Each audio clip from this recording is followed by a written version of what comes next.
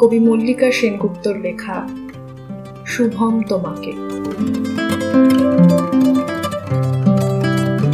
শুভম তোমাকে অনেক দিন পরে হঠাৎ দেখেছি বইমেলার মাঠে।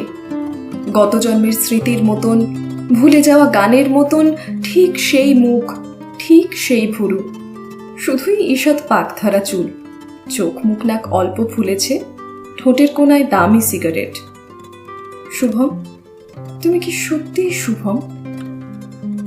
মনে পড়ে সেই কলেজ মাঠে দিনের পর দিন কাটত, কিভাবে সবুজ ঘাসের মধ্যে অন্তবিহীন সোহাগ ঝগড়া। ক্রমশই যেন রাগ বাড়ছিল। তুমি চাইতে ছায়ার মতন তোমার সঙ্গে উঠবো বসবো।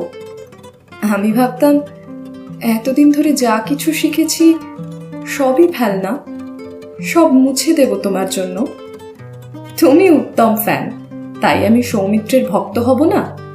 তোমার গোষ্ঠী ইস্ট বেঙ্গল, আমি ভুলে যাব মোহনবাগান।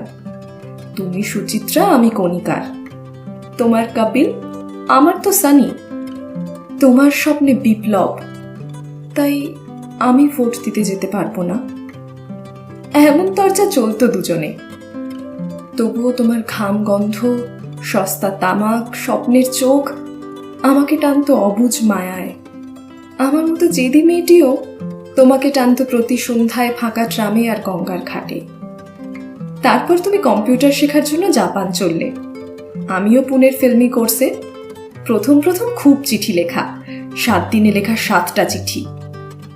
ক্রমশ কমল চিঠির সংখ্যা, সপ্তাহে 1, মাসে 1টা, 9 মাসে 6 মাসে, 1টা বছরে, একটাও না।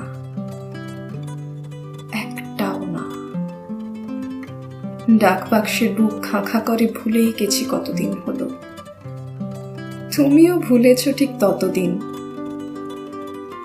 তারপর সেই পৌষের মাঠে হঠাৎ সেদিন বইমেলাতে দূরে ফেলে আসা গ্রামের মতো তোমার মুখটা দেখতে পেলাম। শুভম, তুমি কি সত্যি শুভম?